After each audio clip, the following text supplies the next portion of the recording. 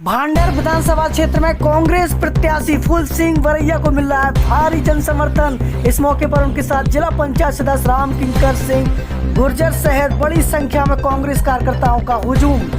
तो इस समय बड़ी तस्वीरें आप देख रहे हैं जहां पर भांडेर विधानसभा क्षेत्र में फूल सिंह वरैया को भारी जन समर्थन मिलता नजर आ रहा है। इस मौके पर उन्होंने भांडेर विधानसभा क्षेत्र का तूफानी दौरा कर लगातार जनसभाओं को वो संबोधित करते नजर आ रहे हैं। तो इस समय बड़ी संख्या में कांग्रेस पार्टी के प्रत्याशी फूल सिंह वरैया को भारी जन समर्थन। सीधी तस्वीरें आप देख रहे हैं, आइए सुनते उन्होंने क्या कुछ कहा है। रोज कत्ल हो रहा है, रोज।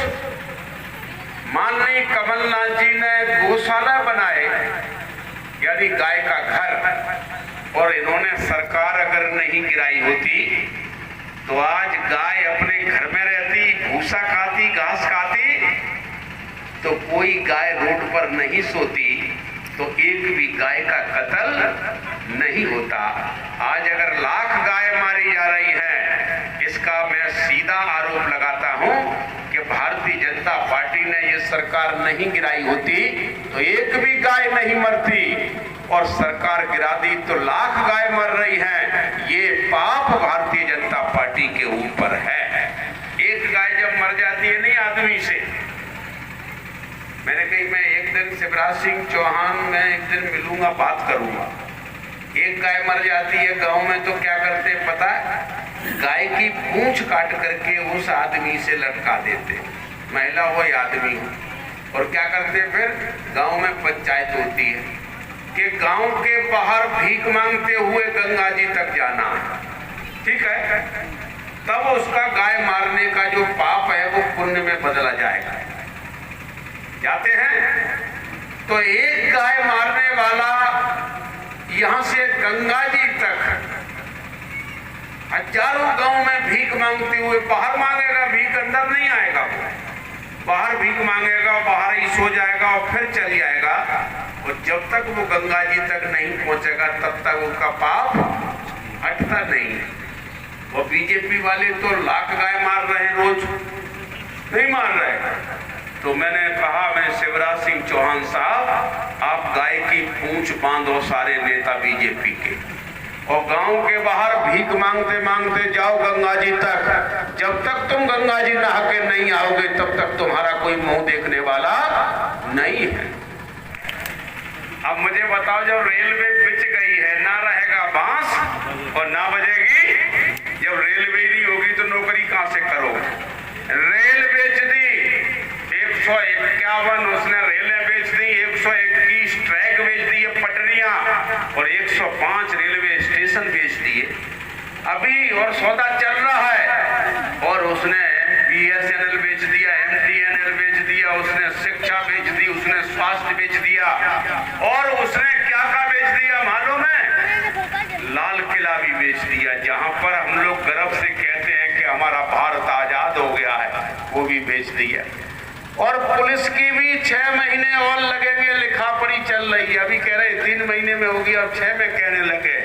पुलिस भी बेच दी। अब आप समझ भी गए, तो नौकरी देश ही नहीं रहेगा तो नौकरियां कहां करोगे? ठीक है कि नहीं? तो कहावत है, गांव में ही हम कहते हैं कि अब पछतावा क्या करे, तो चिड़ियां चुन गई खेत। तो अब पछतावा, फिर तुम पढ़ भी जाओगे, अधिकार समझ भी जाओगे, हक समझ भी जाओगे, तो फिर जब देश ही नहीं बचेगा तो क्या करोगे? हक समय पर आदमी को समझ करके बदलना चाहिए था कि नहीं? मैं आपके बीच में खुद खड़ा हूं, मैं अपनी अलग पार्टी चलाता था, लेकिन आज मैंने अपनी पार्टी क्यों बंद करके मैं कांग्रेस के साथ खड़ा हो गया हूं कि मैं अलग चलाता रहूंगा, कांग्रेस अलग चलेगी और पार्टी अलग चलेगी, तो भाजपा जीतेगी और देश बचेगा। तो ये पार्टी को फिर कहां चलाऊंगा? जब तालाब में पानी नहीं है तो नाव चल जाएगी। तो मैंने ये सब बंद करके कहा कि ना बसपा को वोट, ना सपा को वोट, ना और निर्दलीय को वोट। अगर आज भाजपा को आप हरा सकते हैं तो सिर्फ और सिर्फ कांग्रेस को वोट देने के अलावा कोई रास्ता। गलत बोल रहा हूं क्या? मैं गलत बोल रहा हूं तो मुझे आप बता सकते हैं। अगर आपने कांग्रेस को वोट नहीं दिया और भाजपा नहीं हरा पाई तो ये देश जल्दी बिछ जाएगा। और मैंने कांग्रेस के नेताओं से खुद कहा, मेरे में कितनी क्षमता है अभी भी मालूम है। मैंने उनसे कहा कि मेरे पास कांग्रेस का कैलकुलेशन रखा है। अभी कांग्रेस भाजपा को जो वोट पड़ा है 18 में, उसमें 45,000 वोट बीजेपी को ज्यादा पड़ा और उस चक्कर में सरकार गिर रही है। 50 लाख, 55 लाख, 60 लाख, 65 लाख, 40 लाख, 35 लाख वोट हमेशा कांग्रेस बीजेपी से अलग पड़ता है, हमेशा। फूल सिंह बरैया का दावा है, मुझे कोई पार्टी चलाने का शौक नहीं, जब मेरा देश ही बिछ जाएगा तो मैं पार्टी चला के क्या करूंगा। ठीक है, तो मैंने क्या कहा उनसे कि मुझे 3 साल काम करने का अगर मुझे मौका मिल गया, सिर्फ 3 साल, तो 3 साल के अंदर मैं 45 लाख वोट जोड़ करके मैं कांग्रेस से ऐसे चिपका दूंगा जैसे फेविकॉल चिपक जाता है। ठीक है, फेविकॉल से चिपका दिया, ऐसे चिपका दूंगा और 45 लाख वोट कांग्रेस से चिपक गया तो 25 साल तक भारतीय जनता पार्टी 5 MLA नहीं जीत सकती। अगर वो 5 MLA जीत के दिखा दे 25 साल तक, फूल सिंह बरैया का मुंह काला कर देना, मैं आपसे खुद कह रहा हूं। तो मैं इनकी छुट्टी करूंगा और इसके बाद कम से कम 10 राज्यों में जाऊंगा। मैं वहां देश को बर्बाद करने वाली भारतीय जनता पार्टी को गड्ढा खोद के गाड़ने का काम करेगा फूल सिंह बरैया। ठीक है, मैं ये चर्चा आपके बीच में करने आया हूं और मेरा ऐसा मानना है कि इस वक्त अगर देश को बचाना है, अपने हक बचाना है, संविधान बचाना है, तो भारतीय जनता पार्टी को हराने के अलावा कोई दूसरा रास्ता नहीं है। ये बात मैं आपके बीच में कहता हुआ मैं फिर से कहूंगा कि मैं लड़ाई लड़ूंगा आपकी, मैं लड़ाई लड़ूंगा देश की, मैं लड़ाई लड़ूंगा आपके हकों की, मैं लड़ाई लड़ूंगा संविधान बचाने की। और मेरी लड़ाई है, अगर किसी ने कंकड़ भी उठा करके फेंका, अगर किसी ने आंख भी उठाई, अगर किसी ने उंगली भी उठाई, तो फूल सिंह बरैया आपके गांव से लेकर के दतिया और भोपाल होकर के दिल्ली तक ईंट सींट बजाने को तैयार खड़ा है। धन्यवाद। तो पूरी फसल चौपट हो जाती है, इतना प्रकोप गायों का यहाँ पर है जिससे हमारी फसल को भारी नुकसान हो रहा है। यहाँ से पिछले 3 बार लगातार भारतीय जनता पार्टी के विधायक को यहाँ से जिताया गया। 2003 में विधायक बनाया और उन्होंने कोई काम नहीं किया और सरकार दोबारा चुनाव यहाँ के सुधनी ली। 2013 में फिर भाजपा के प्रत्याशी को जिताया, भाजपा की सरकार बनी, लेकिन उन्होंने किसानों की सुध नहीं ली और हमारे बस केवल वादा करके गए और बिल्कुल गाय आवारा चलती रही और गाय को जिताया। कमलनाथ जी की नीतियों के अनुसार तत्काल गौशालाओं का निर्माण चालू हुआ और हर पंचायत में गौशालाएं बनने लगी।